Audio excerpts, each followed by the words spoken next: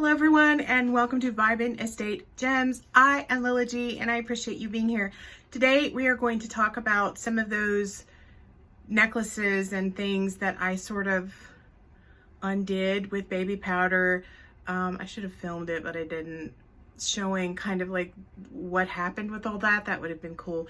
Anyway, I didn't get to do that because I think it was up until like 2 in the morning just sitting there picking through, which I don't recommend, picking through all the things. So I was going to show you how beautiful some of these pieces were. I really expected that I would end up cutting them or crimping them actually with the pliers, but that didn't happen. So it was yay. So none of the pieces were signed. So the grandma lot continued, round 3. None of them were signed. I have a feeling that many of them probably came from Charter Club, Cato, what's the name of the other one? Oh, Kim Rogers, which is Belk's brand. Dillard's has one too. Nordstrom's and Neiman's, they have one. And then like this kind of off-brand or their brand of toned jewelry. Just because it's toned doesn't mean it's a bad thing if it's in really good shape. These things were all in immaculate condition and definitely wearable and sellable. So I'm going to show them to you. So getting started right into it. I call this one's interesting. All right, so this is a bib necklace, as you can see. Let me turn it around. There we go. It's got a little bit of, it's kind of boogered up there, but I just need to, oh, I didn't notice that. It's got a little bit of a knot. Anyway, I just need to unknot it, but it's in prime condition. It has a lobster claw clasp. And what a pretty little statement necklace, bib necklace. Really, really pretty piece. So there's that one. But I want to show you what was binding up the Kraken. Because this guy was the thing. Silver ball guy. Remember the one that I said, oh, look at that. Wouldn't these be fun to bead with? It's actually in really great shape and it's really pretty. Also a bib statement necklace. It has the nice lobster claw clasp, as you can see. Again, it's not signed. Really, really pretty. And it's a demi-parure because it has matching earrings. So those are quite lovely. I would wager to guess they came in a set. Looks a lot like Kim Rogers to me, I'm telling you. And none of that stuff would ever be signed, but it's good stuff. So then the other one was one that I showed you. A lot of these components are really, elements are really musical. This one definitely is fun. So I have a feeling that these are brass here, like steel drums or brass drums. Really? Anyway, this is made of shell. These are shell components. This is bead, and then you have the leatherette necklace. Typically I don't like any kind of fabric leather because it sits on the neck and then it gets funky, skeevy, gross. But this one's in really great shape. I did look at it. I took a cursory look at it, and it is really nice. And you know, it'd be really pretty on the right. And it actually looked really pretty with what I have on, the color that I have on. So that was one, and it's falling off. Let's not do that. Okay. So then the other one was this guy.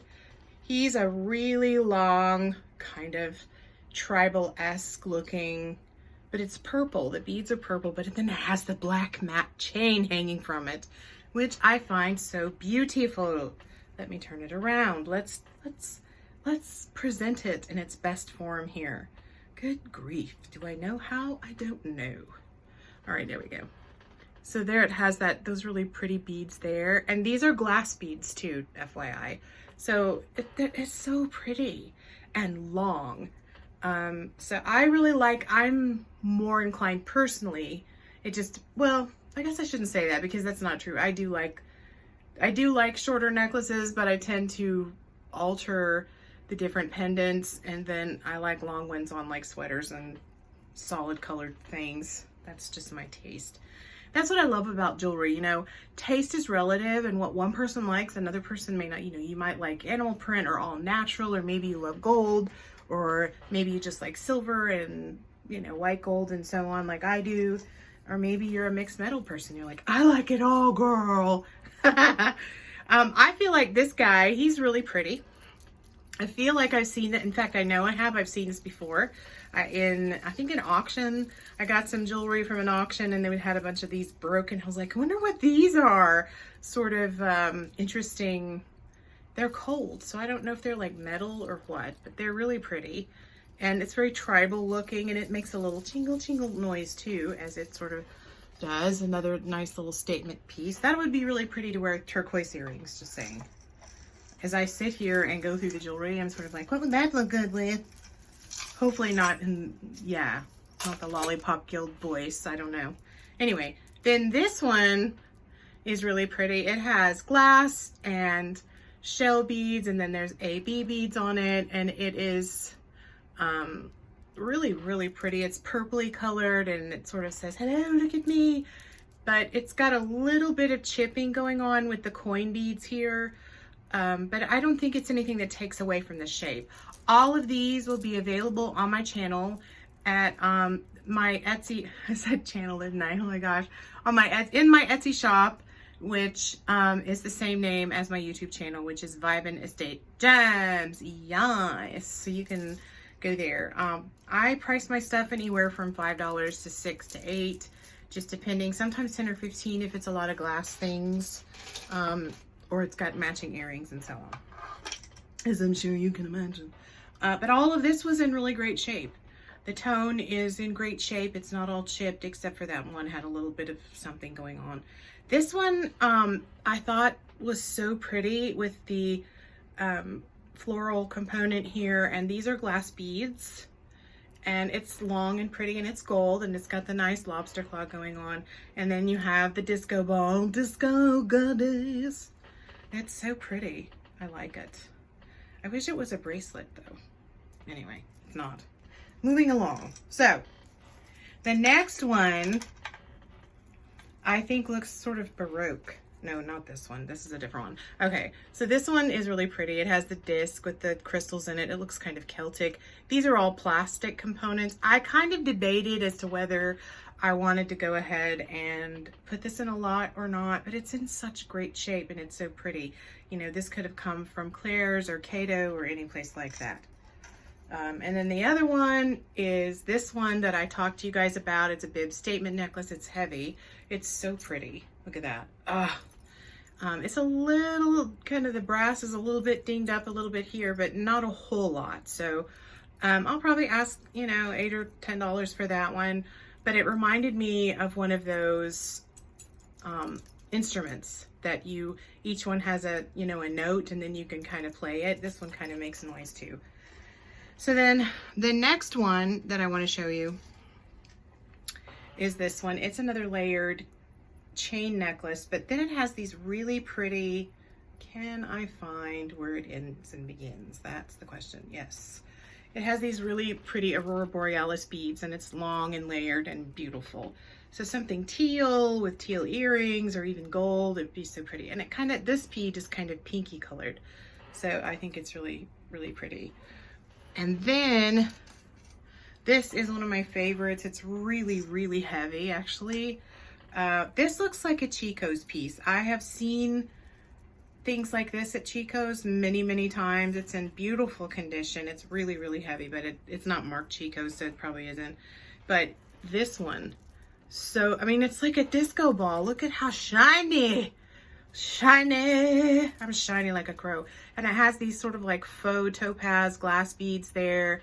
And then those shiny, you know, beads there that go, oh, it's so beautiful. Beautiful. I love it. Then, this one was the one that is this the one that my husband was like, yeah, I like that? No, it's not. This one was really pretty. This is another one that reminded me of something I've seen at Chico's. It actually still had the tag on it at one point. It's got the pretty bead down the back, and then it's just layered chains. I like the black matching. Yes, girl. I like that. I think it's so pretty, and on the right thing, so pretty. And I like the way this comes together in the back of the neck. That would be lovely. Wouldn't it be lovely? Lovely. Yes, it would. It would be lovely. All right, so let's put that up. I'm sort of hanging it here so we don't get caught up. We don't get tangled up. Okay, so then this one looks Baroque to me. If it ain't Baroque, don't fix it, right? So I see some like sort of coral looking beads, but I think it's just chip beads that are shell that are dyed to make it look like coral. But doesn't it look Baroque and pretty? But it isn't Baroque, which is really great. LOL, not funny. Magnetic, it has kind of an orangey bead, and then the rest of them are kind of reddish orange, and it's really long and gorgeous. 4D. It's lovely. Such a lovely, lovely, lovely. And then this one had me on the fence because it's a little dinged up, but I was like, should I put it in a lot? Should I sell it? I don't know. But anyway, this is the one that piqued my husband's interest. It's really long and it's silver tone. It has this sort of serpentine kind of chain. It looks like a serpent, literally. And then you have this lovely component here. Like, I feel like that would just make a beautiful necklace or barrette by itself, or you could like put it, you know, on your forehead if you so wish. Anyway, no judgment. And then this has the fleur-de-lis here, which is so pretty. And then over here, we have more headlight beads. That's what I'm calling these. They're sort of crackle beads. No, but they're really pretty. And then it just goes over the neck and you can see the difference, the two. So pretty. It's a little bit, it was a little bit loved, and I looked at it underneath, with not underneath a microscope, but I looked at it with the loupe and I didn't see a lot of skin cells. So someone definitely, grandma took good care of it. So as you know, all of this jewelry came from a, ooh, itchy hair. Yeah. Came from a grandma lot that I bought, but it really, that was just, grandma lot was really sort of a catchword to try to get you to bid on it. Ooh, grandma's jewelry, oh my glob.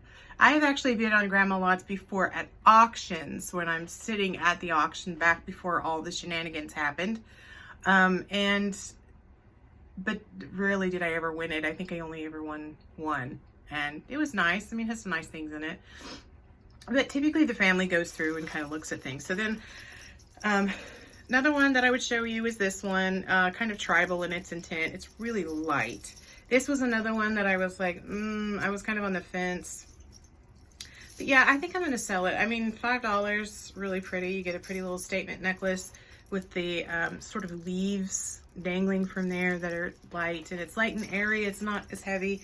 So I really like that piece as well. And then the piece de resistance that I want to show you, as far as like, I don't know if I showed you or not, but maybe I'll just show you again.